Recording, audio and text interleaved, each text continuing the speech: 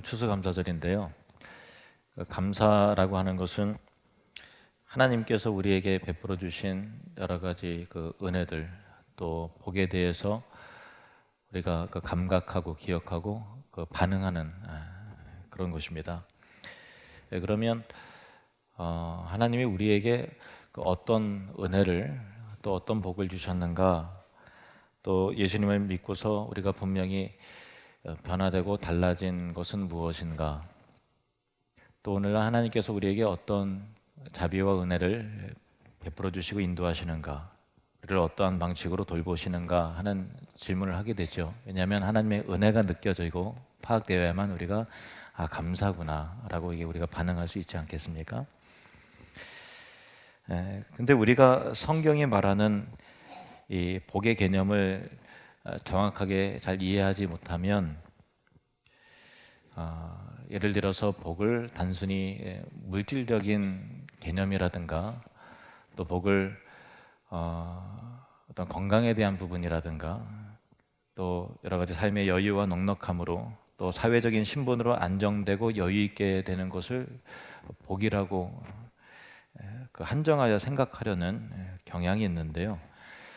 그러면 좀 오해가 생기죠. 그래서 예수님 믿었음에도 불구하고 나는 예수님을 믿지만 아직 축복은 못 받았어, 이렇게 생각할 수 있거든요. 근데 그것은 잘못된 생각이고 오해입니다. 예수 믿는 자는 누구나 다 축복을 이미 받았습니다. 그 부분에 대해서 말씀을 드립니다. 물론 이러한 방금 언급드린 물질과 건강에 대한 부분도 물론 복이죠. 근데 축복의 한 부분인 것이지 모든 그리스도인이 다 누리는 것은 아니에요. 보편적인 복은 아니라는 것입니다. 그래서 예수님을 잘 믿어도 어떤 사람은 여전히 경제적인 압박과 고통을 여전히 고통 속에서 살아가고요. 또 성숙한 믿음이 있어도 그 질병의 고통을 겪기도 하고, 또 여러 가지 사건과 사고 속에서 참 어려움을 겪기도 합니다. 그리고 사회적인 고립과 또 소외된 위치에서 살아갈 수 있죠. 물론 물질과 건강과 사회적인 이러한 여유와 축복을 현실을 살아가는, 우리가 몸을 가지고 살아가고 있기 때문에 현실을 살아가는 우리 모두가 원하는 바이고, 또 목사인 저도 여러분에게 그러한 축복을 하나님 앞에 간구하고 구합니다마는, 하나님이 실제로 또 이러한 축복을 우리에게 허락하시기도 하지만 이것이 복의 본질적인 것도 아니고, 또 예수 믿는 자라고 다 누구나 누릴 수 있는 것도 아닌 것입니다. 지난주에 살펴본 대로 데살로니가 전서와 또 오늘 살펴보는 데살로니가 후서는 바울의 첫 번째 서신들입니다. 물론 이 갈라디아서를 더 전에 기록했다, 아니다 그 이유다라고 하는 의견이 분분한 논란이 있지만, 이제 갈라디아서를 일단 제외하고 나면 이 데살로니가 전서 또 데살로니가 후서가 바울의 첫 번째 서신인 것과 함께 신약 성경이 연대적으로 기록된 부분에 있어서 신약 성경의 다른 복음서와 다른 서신에 비해서 최초의 기록물이에요. 그런 면에 있어서 이 신약 최초의 성경인 데살로니가 전후서가 복에 대해서 무엇이라고 말하는가, 그리고 신자가 마땅히 감사해야 될 그 근거와 내용이 무엇인가라고 하는 지침은 우리에게 큰 교훈을 주죠.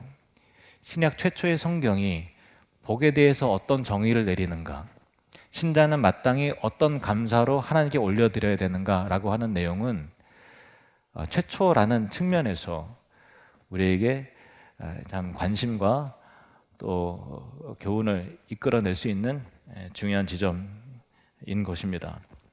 바울은 데살로니가 성도들에게 두 번째 편지를 쓰면서 감사의 근거에 대해서 두 번 말하는데, 그 첫 번째는 서론에 있습니다. 우리가 읽은 본문이고 그 중에서 3절 4절 말씀을 다시 한번 읽겠습니다. 3절 4절 시작.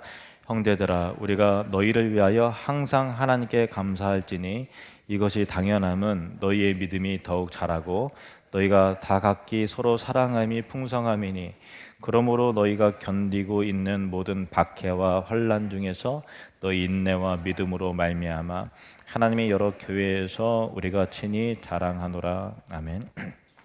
바울은 가는 곳곳마다 복음을 전했을 때 그 복음을 들은 예수님을 믿는 신자들의 마음 가운데 기쁨과 은혜가 충만했어요.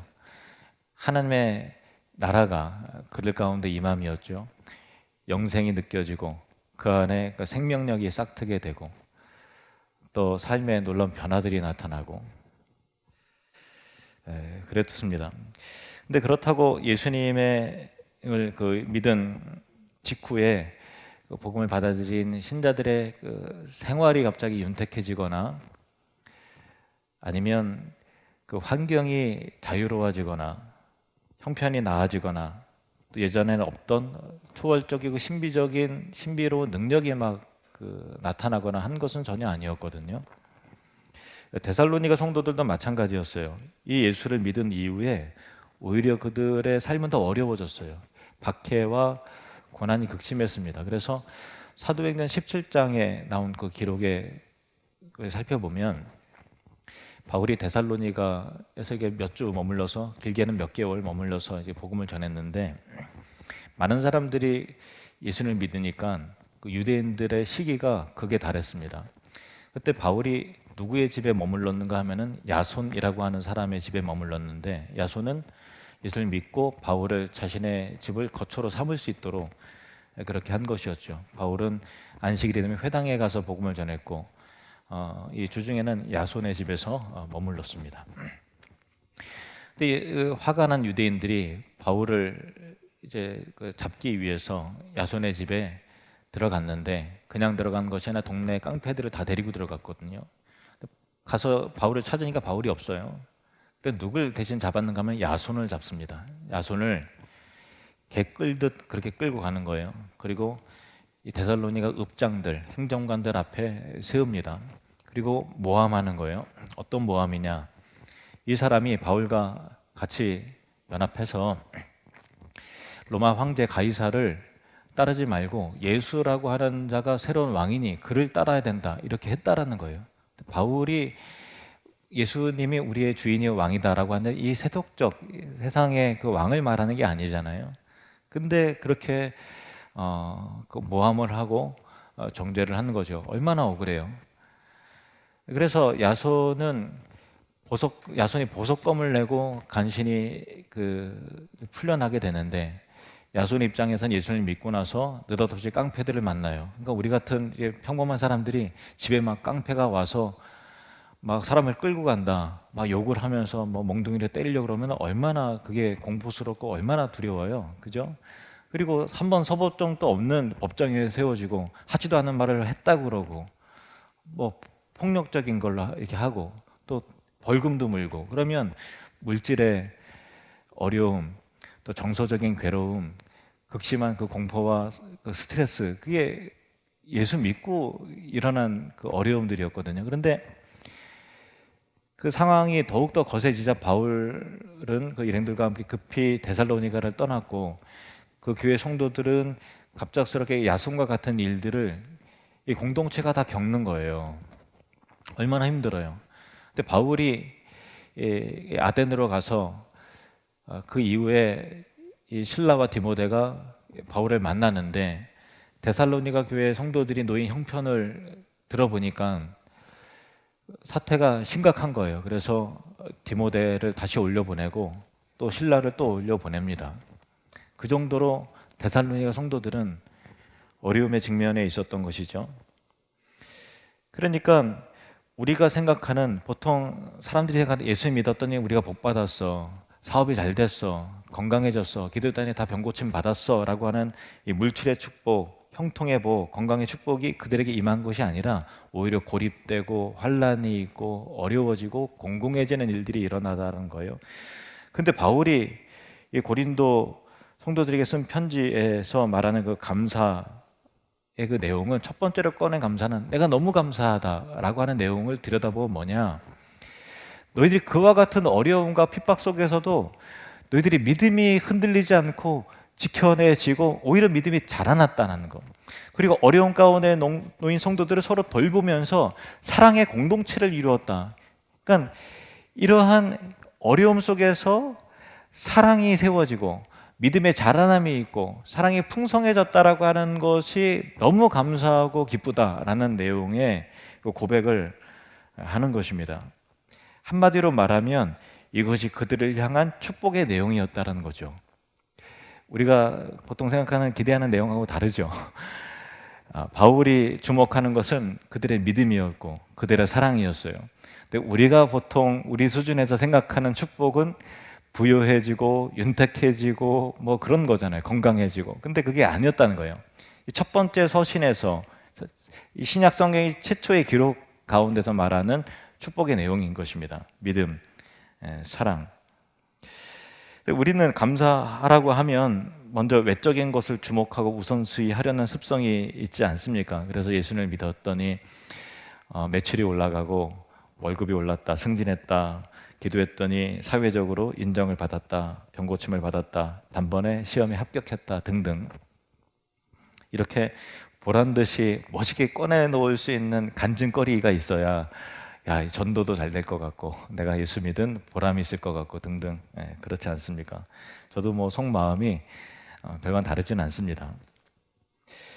그런데 신약 최초의 성경은 감사에 대한 내용을 말할 때, 축복에 대한 내용을 말할 때 믿음의 자라남에 관하여, 사랑의 풍성해짐에 관하여 감사하더라는 것이죠. 이것이 하나님의 축복이며 은혜라는 것입니다. 그리고 그 믿음의 자라남은 진공 상태에서 이루어지는 것이 아니라 믿음이 흔들릴 만한 상황으로 하나님께서 몰아넣으셔서 그들의 믿음을 자라나게끔 하시고, 어려움 속에서 그 사랑이 생기더라는 것이죠. 우리 모두는 거의 3년째 코로나를 지나고 있습니다. 3년 동안 교회는 풍성한 그 교제가 단절이 되었죠. 우리가 보통 식탁 공동체, 밥상 공동체잖아요. 예배드리고 밥 먹을 때 서로 얼굴을 보면서 자연스럽게 교제를 나누고 하잖아요. 근데 그거를 3년 동안 우리 그 못 해봤잖아요. 그리고 여러분의 삶 속에서도 얼마나 어려운 일을 많이 겪으셨습니까? 참 신앙을 지켜내는 것도 힘들고 여러분의 그 생활을 지켜내는 것도 힘들고, 이 위기 앞에서 실제로 어떤 사람들은 신앙을 많이 잃기도 했습니다. 통계적으로 보면은 그 기독교인들 가운데 교회 다니는 사람들 중에서 3분의 1이 아직도 이제 예배당에 오지 않는다고 그래요. 물론 3분의 1 중에서 또 어떤 사람들은 진짜 그 건강의 상황이 교회를 나올 수 없을 만한 상황도 있으실 거예요. 연로하신 분들이라든가 또 환우들, 그럴 것입니다. 그런데 대다수는 믿음이 흔들린 거죠. 이렇게 교회 굳이 안 나가도 되겠구나, 그렇게 하는 거예요. 그리고 서서히 신앙도 잃어버리고 예배 생활도 잃어버린 사람이 통계적으로 3분의 1 정도 됩니다. 아무튼 여러분은 3분의 2 가운데 들어오신 거예요. 축하드립니다. 믿음을 지켜낸 거잖아요. 어쨌든 이 말도 안 되는 위기 안에서 이 자리에 나와 있다는 것 자체가 기적이고 하나님의 은혜이고 축복인 것입니다.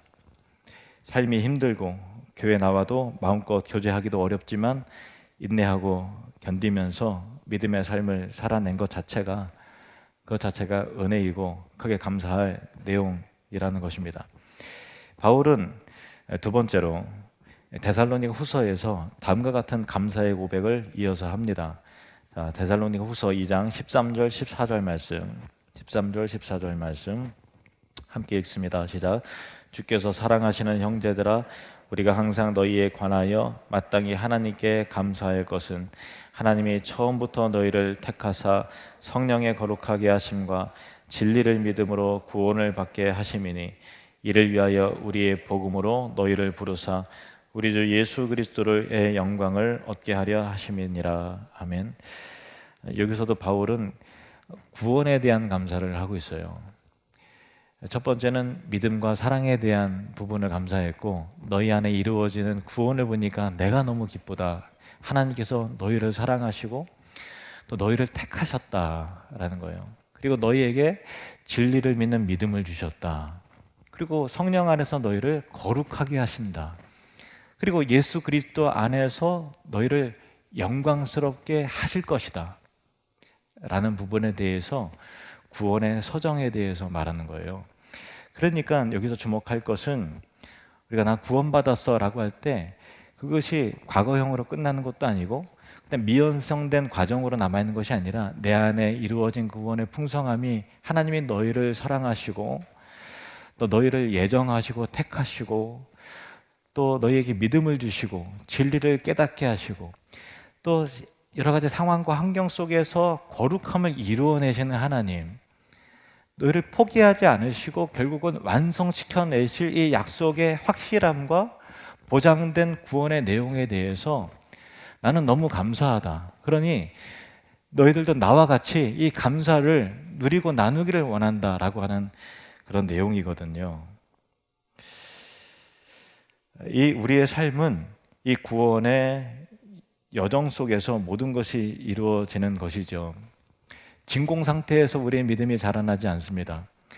성경 공부를 통해서 그냥 하나님이 깨달아지는 게 아니에요. 우리 삶 가운데서 하나님을 드러내시고 하나님의 손길을, 사랑을 보여주시고 경험토록 하세요. 그래서 우리 인생 안에는 희노애락의 다양한 일들을 겪습니다. 아픔을 겪기도 하고 억울한 일을 당하기도 하고 자녀 때문에 속이 터지기도 하고 또 실패하기도 하고 시험에 떨어져서 겸손을 배우기도 하고 낙심하기도 하고, 그래서 인내를 배우기도 하고 소망의 하나님을 바라보기도 하고, 그 일 통해서 믿음이 자라나고 하나님의 사랑과 복음의 섭리와 은혜를 깨닫게 되고, 결국 우리의 마음과 생각이 성경적 가치관에 따라서 변화가 되어지고, 내 말이 독한 말과 쓴 말이 사라지고 은혜로운 말과 감사의 말로 변화시켜 주시고,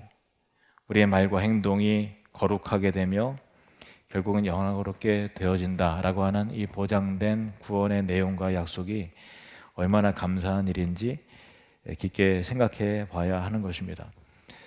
여러분, 살다 보면 어려운 일들 겪잖아요. 그리고 이 가운데서 감정적으로는 도무지 감사의 마음이 들지 않는 상황에 놓인 분들도 계실 거예요. 우리의 현실이잖아요. 경제적으로는 고립되었지, 또 몸도 성하지 않지, 미래는 불투명하지, 그런 것 가운데서 무엇을 감사할까 할 때 얼른 감사의 내용이 생각나지 않으시는 분도 계실 거예요. 그게 우리의 삶이지 않습니까? 그러나 그 가운데서 결국 하나님께서 만들어내시는 은혜를 기억하시길 바랍니다. 여러분도 단단해질 것이고 더 거룩해질 것입니다. 겸손해질 것이고, 아, 하나님의 말씀이 진리구나 라는 것을 깨닫게 될 것입니다. 그 과정을 통해서 하늘의 소망을 두게 될 것입니다. 여러 친절한 사람을 만나게 될 것이고, 내 안에 발견하지 못했던 악함을 보면서 십자가 앞에서 무릎 꿇게 될 것이고, 내가 얼마나 연약한 존재인가라는 것을 알게 될 것입니다. 오직 은혜만이 답이구나. 오직 나의 잘남도 나의 의도 아무것도 아니고 그리스도의 은혜구나라는 것을 알게 될 것입니다. 그 모든 것이 감사이지요. 현재 겪는 그 일에 너무 집착하고 집중하지 마십시오. 그 과정으로 인도해내실 하나님의 선하심과 하나님의 신실하심과 하나님의 손길을 바라보시고 완성시켜 나가실 구원의 약속을 기뻐하고 감사하시길 바랍니다. 데살로니가 전서의 이 바울의 표현을 빌어 말하면, 이 모든 과정 가운데서 믿음의 역사가 나타나게 되고 사랑의 수고를 배우게 되고 그리스도 안에서 소망의 인내를 경험하게 될 것입니다. 최초의 신약 성경인, 역사적인 이 데살로니가 전후서에서 하나님은 우리에게 진정한 축복이 무엇이냐, 예수 믿는다가 공통적으로 누리는 축복이 무엇이냐, 누구에겐 있고 없고 한 것이 아니라 예수 믿는 자에게 누구에게나 베풀어 주시는 그 풍성하고 절대적인 은혜라는 것이 과연 무엇이냐, 그리고 우리는 어떠한 식으로 감사로 반응해야 되느냐라고 하는 놀라운 이 축복의 본질을 데살로니가 전서와 후서에서 우리는 발견하게 됩니다. 그 감사가 저와 여러분에게 있게 되기를 주님의 이름으로 축복합니다.